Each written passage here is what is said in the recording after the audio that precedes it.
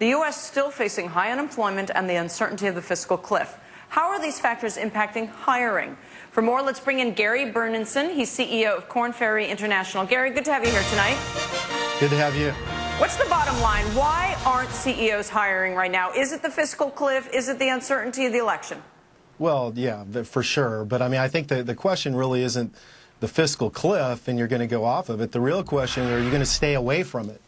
That's the real issue. It's not what's going to happen on November 7th, but on December 7th and February 7th. And there's a great deal of uncertainty.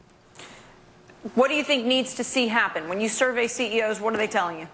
There needs to be a plan. You know, CEOs can read income statements.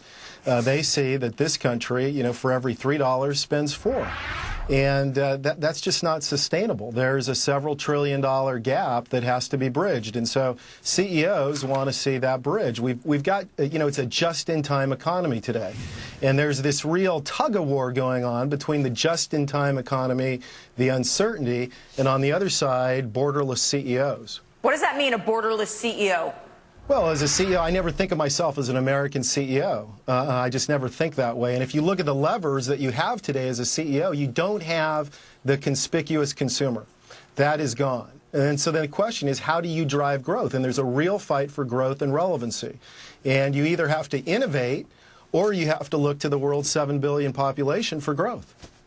So that's different than the spineless CEO rather than the borderless CEO, right? Okay, that wasn't funny. Nobody laughed. I'm looking at these surveys.